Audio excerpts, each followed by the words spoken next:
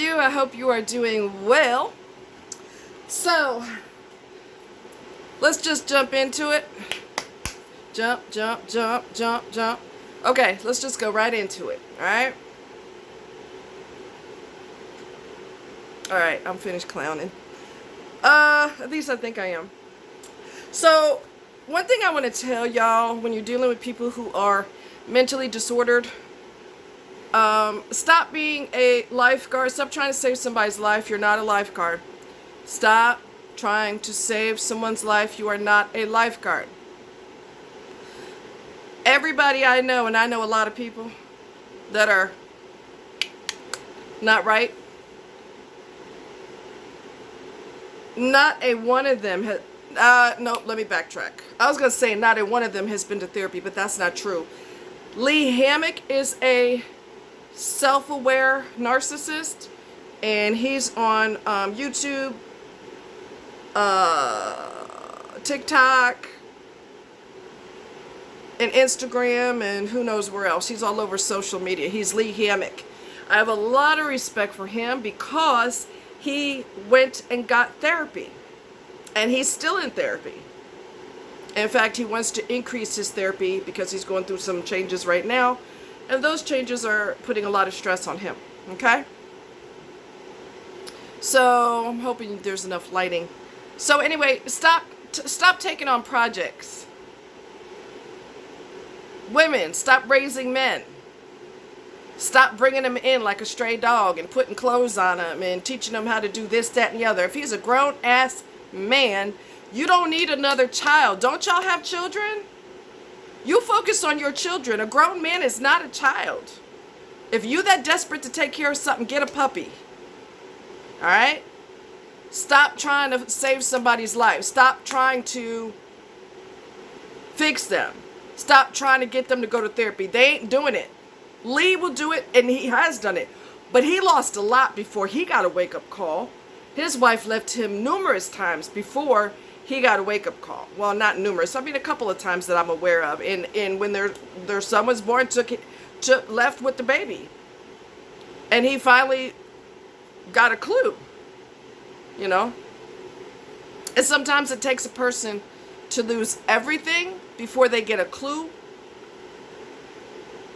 And in some cases, losing everything is still not enough. So stop trying to raise grown-ass people. If they haven't learned by the time they're an adult how to treat other people, and they're disordered and they don't have enough damn sense to go to therapy, you leave them the freaking hell alone before they destroy you. Okay? Lee Hammock. Look him up on YouTube. Look him up on TikTok. I'm not into TikTok. I know everybody follows what's the latest trend. They just kind of run behind every trend. I don't do that. I stand on my own. I have no desire to be on TikTok at all. But everybody don't want to be saved. Everybody don't want to be saved. Some people are, their misery is their identity, and making other people miserable is their identity. That is their entire identity. So if you take that from them and make them go to therapy, they get more lost because they don't have a clue who they are. They get so used to the wackadoo that they have become since they were a child that that's who they are. They would be lost without that jacked up personality. They'd be lost, and that's sad.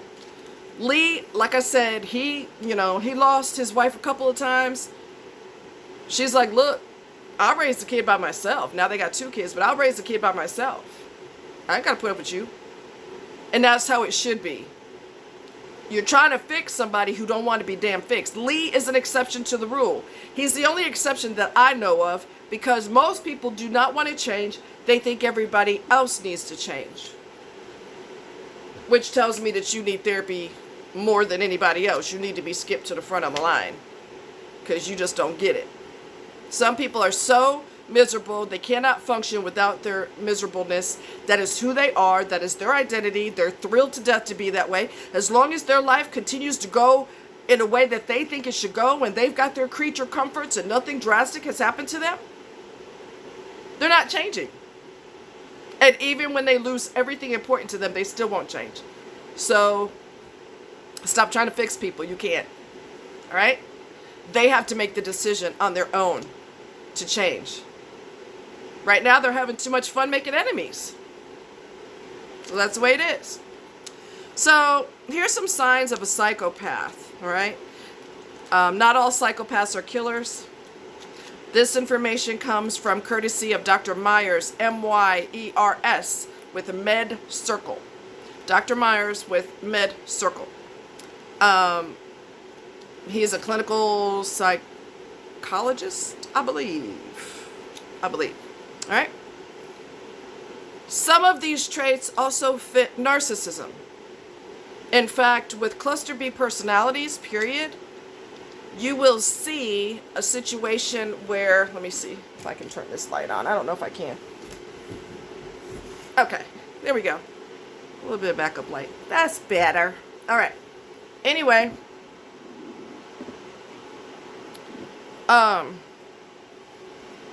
what the hell was I saying? Oh, so a lot of with these cluster B personalities, you will see signs of psychopathy in there also. All right. So the narcissism goes hand in hand with, bipolar. All the cluster Bs walk hand in hand. They're like lovers with narcissism. Okay? And not every narcissist, not every psychopath is not every killer is a psychopath. Okay? Not all psychopaths are killers. So, signs of a psychopath. Let's try this again. Callous disregard in relationships. That was one of the things that has made me very angry with people. They do not want to do what you want to do. Your needs are irrelevant. You are irrelevant. And they will argue you to the death. And when they argue you to the death, they're basically telling you, you could tell me what you want all day and I'm not going to god dang do it. That makes you want to knock the shit out of somebody. I'm just saying.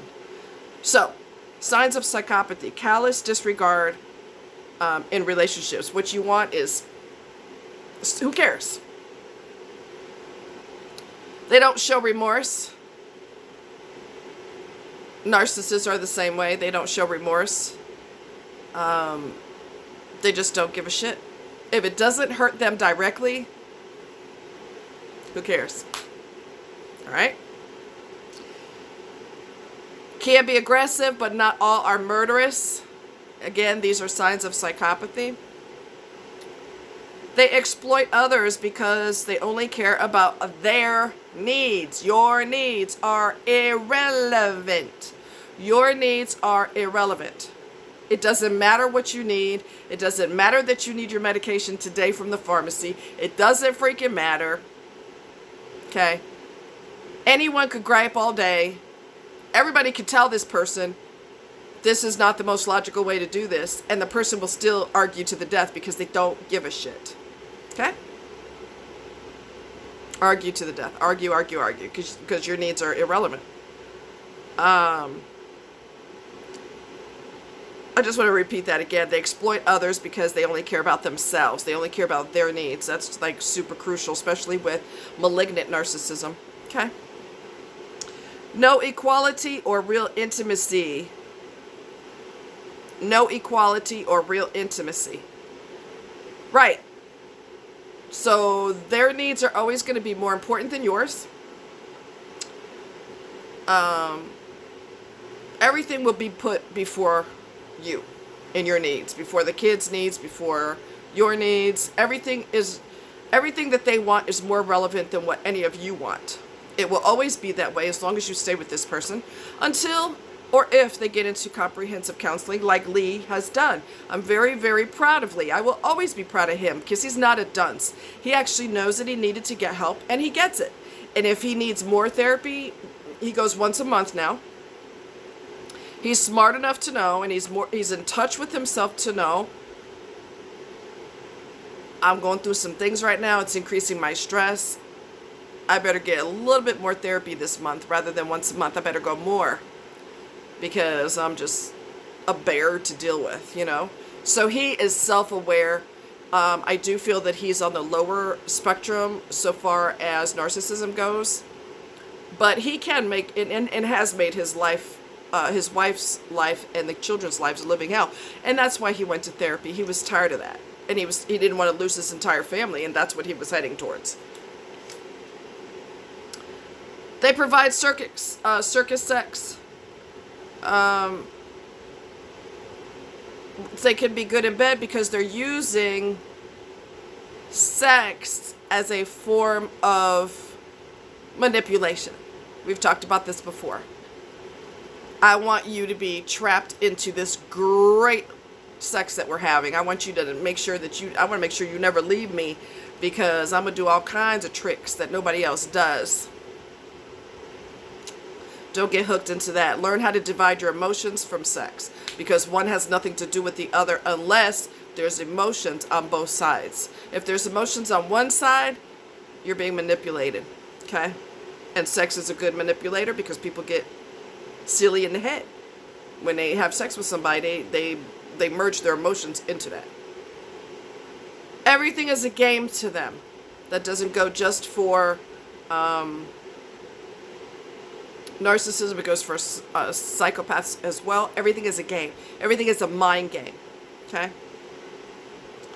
They have a tendency to be more promiscuous. They have intense but short relationships. What does that remind you of? And that's all I'm going to say about that. Intense but short relationships. They have sex for boredom. Power, money, housing. Narcs do the same thing. They use sex as a weapon to manipulate. They use sex to make you feel so stupid in the head that you give their key, your passwords, your everything to them. Put them in, make them responsible to take care of your children when you're not home. This person could be a pedophile. You don't know. All right?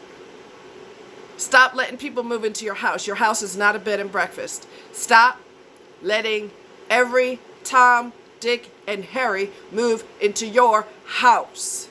Same thing with men. Stop doing that if the woman is a narcissist, because women can be narcs too. Or psychopaths. Okay? An example of a psychopath or a malignant narcissism, and you guys know I'm well versed on malignant narcissists. You could be in the hospital with an emergency. You call them and tell them you're in the hospital. They'll be like, I'll probably be there after the game. I'm watching a football game right now. This could be life or death. Do you think they give a shit? No, because it doesn't impact them. If you die, you're just going to have to die. The person's thinking, well, how's that going to impact me? I know you're getting ready to lose your life, but I'm watching the game right now. I know you just had a miscarriage, but I'm going to go play basketball with the guys. I know you're sitting home crying and everything, but I'm going to go play basketball with the guys. You'll eventually feel better, won't you? And he'll throw you a box of tissues on the way out. Since you're crying, here's a box of tissues. You don't understand. These people are black inside. They have no soul. Malignant narcissists have traits of psychopathy as well. And that cold-blooded callousness is typical of every narc I've ever known. There's just different degrees of not giving a crap. There's just different degrees. All right? Once they're dead inside, that's just who they are. That's just who they are. That's not going to change. Ever. Ever. Ever. Ever. You know. Lee went to therapy. Lee is not playing around. He's been going for 4 years because their brain chemistry is altered. When your brain chemistry is altered, it has an impact on how you behave and how you treat other people. Smart people know that. Dumb people don't. And they don't want to know because they're happy with their life the way it is. They haven't lost enough yet. Now, if they were on the street begging for money, they might have some incentive to try to get better. But even then, maybe not. Yeah, like, wow. Wow, wow, wow. Wow. The callousness is what makes you want to knock the holy shit out of them. The total lack of concern for your feelings. It just disgusts you. It makes you angry. It makes you scream and yell. But the reality is they're not going to change. Not everybody can be Lee and go get help. Not everybody's intelligent that way. So, and yes, he had to get smacked. Like I said, he had to hit some harsh realities in his life before he got help. But the reality is, and the bottom line is, he got the help regardless. And I will always have a lot more respect for him than everybody else I know who's off, because he took the bull by the horns and he's like, I'm not going to stay stuck like this. Now, if you are with somebody who's off, it doesn't matter if it's psychopathy, malignant narcissism, just, covert or overt narcissism or whatever, bipolar. If that person keeps saying they're going to therapy and they don't go and they don't stay in therapy, do not get back with them, because they're going to tell you whatever you want to hear to manipulate you back in. I love you, I love you, I love you. They'll squeeze some tears out. And it's all an act. It's a Hollywood act. Until you have proof that they've gone to therapy, until you see positive changes, I don't take them back, because you're going to get suckered into a hole and a vortex, and you're going to be miserable the rest of your life because of this. And while you're wasting time with this fool, you could be with somebody who actually cares about you. Somebody who you tell them you're in the hospital, they're like, oh my God, what hospital are you at? And they get there. Whether it's an emergency or it's not emergency, the fact that my baby, this is how a normal person thinks, okay? My baby's in the hospital, I got to go. And they get their ass there and they hold your hand or whatever they got to do. Mentally ill people don't give a damn. You being in a hospital has nothing to do with them. I mean, they might say, well, when are you going to get home from the hospital? Because I'm hungry. They want you to make them a meal or something. But, I don't know.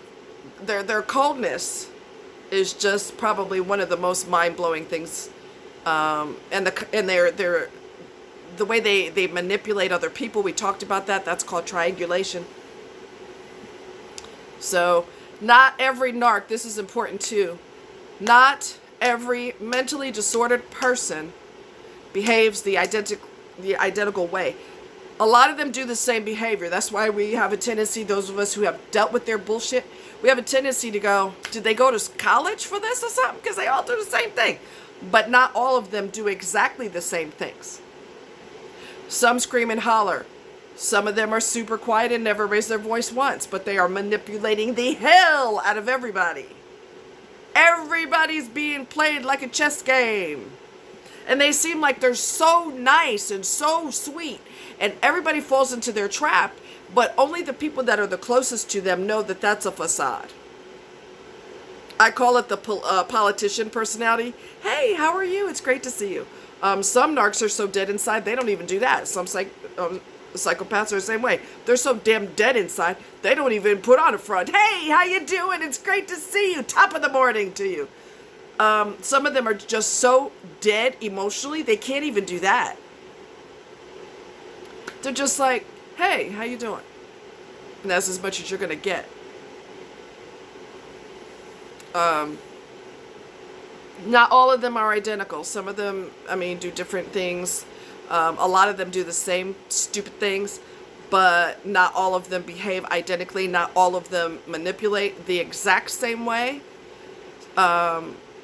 But their manipulation is very, very serious, because it can cause people to lose their job, lose their relationship with their loved one, lose relationship with their family members. The destruction is just unreal. Absolutely unreal. The destruction that it causes. And they're unfazed. These are the people that when they're old, they're more angry and more cynical and more bitter because their behavior has caused everybody to dump them. You deserve that and a whole lot more, because you put people through a lot of changes and you didn't do anything to fix it. What did you expect? You're going to die an angry, bitter, lonely, old person with no friends and family who don't give a shit about you either. It's never so much fun on the receiving end. When they're not caring about you, that's a lot of fun. But when it's reversed, they don't like that. Too bad. That's what you're going to get. Until you change your ways, that's what you're going to get. So, anyway, love you guys. Mwah. Be good. Be cool like ice cubes. See you later. Bye.